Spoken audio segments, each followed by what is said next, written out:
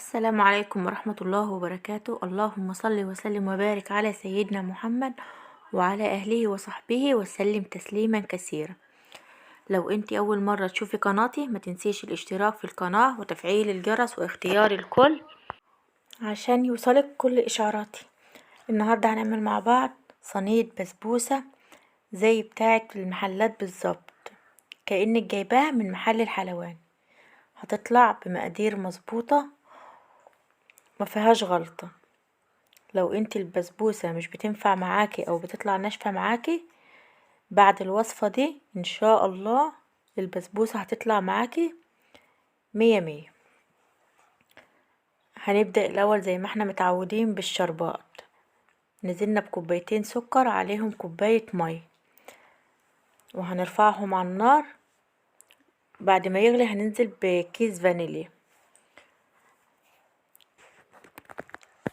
هنبدأ في البسبوسة. معانا 5 كوبايات سميد اللي هو دقيق السمولينا، 5 بالمج العادي بتاع الشاي، الكوباية المعيارية الموجودة في كل بيت. هننزل عليهم بمعلقة بيكنج باودر ومعلقتين بشر اللي هو جوز الهند، معلقتين جوز الهند دول اختياري، وكوباية سكر.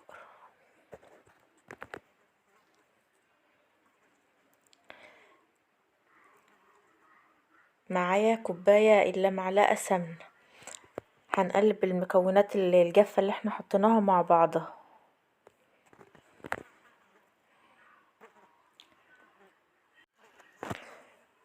وهننزل بالسمنة عليهم.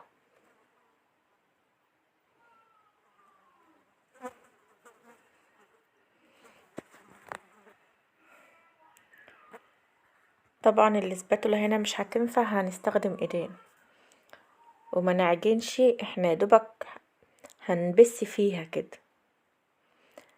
معايا معلقة شربات كبيرة او معلقة عسل جلوكوز.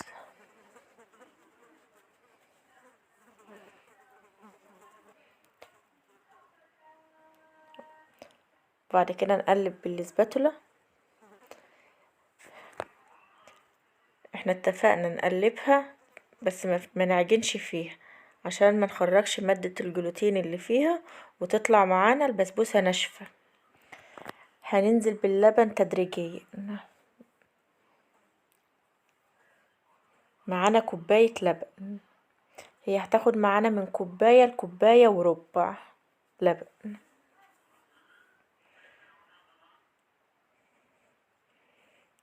هننزل شوية ونقلب عشان لغاية ما نعرف قوام البسبوسة المناسب معانا.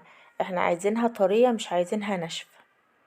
كل لما تطلع طرية معانا كل لما تطلع البسبوسة نفسها طرية مش ناشفة معانا.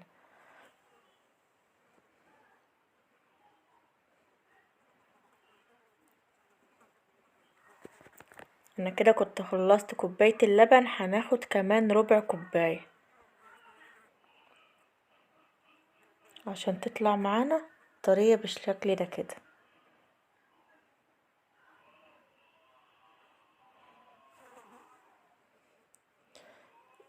وده قوام البسبوسة المناسب.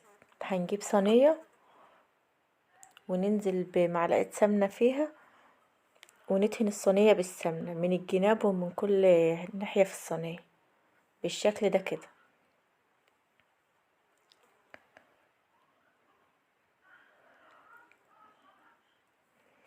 حاجة معمولة بايدينا وبنظافة ايدينا. وشوفي لو اشتريتي صينية زي دي من بره هتشتريها بمبلغ وقدره. الصينية دي حجمها اكبر صينية في الصواني بتاعة البيتزا، دي اكبر مقاس فيهم، يعني هتعمل معاكي صينية محترمة. يعني هتساوي وش البسبوسة بالشكل ده. تمام لغاية كده. تمام لغاية كده.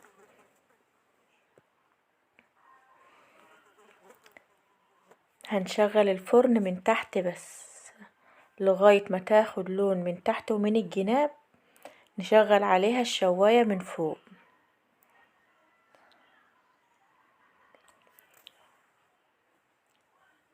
وطبعا لو وصلت معايا لغاية هنا ما تنسيش فضلا منك الاشتراك في القناة وتفعيل الجرس واختيار الكل عشان يوصلك كل اشعاراتي.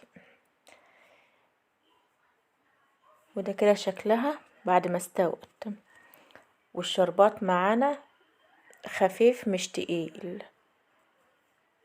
وطبعا زي ما احنا عارفين الشربات بارد والبسبوسة لسه طالعة من الفرن. انا هنا مبطئلكوا الكاميرا عشان تشوفوا ازاي البسبوسة بتشرب الشربات معانا بالشكل ده كده. وطبعا احنا كلنا عارفين ان من عوامل نجاح البسبوسة اول ما بتحط لها الشربات بتشرب. هي هتاخد معانا كمية الشربات اللي معانا، والشربات اللي معانا احنا عاملينه بكوبايتين سكر عليهم كوبايتين مية عشان احنا مش عايزينه تقيل. هتاخد معانا كمية الشربات كلها.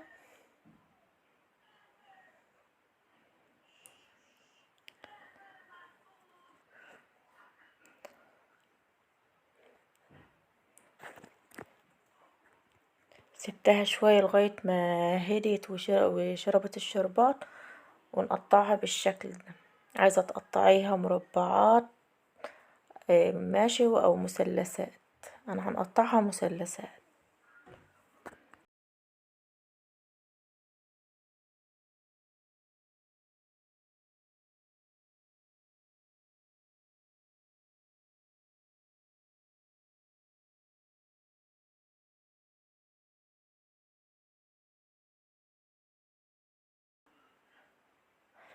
طبعا نسيت اقول لكم لو عايزين تزينوا الوش بسوداني بمكسرات باي حاجة مفيش مشاكل.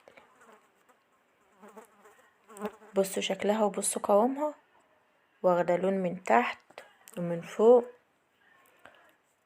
ومتماسكة في نفسها.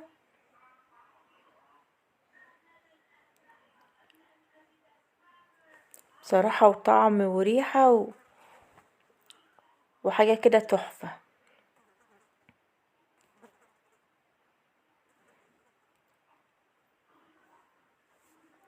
لو عندك المقادير جربيها وان شاء الله الطريقة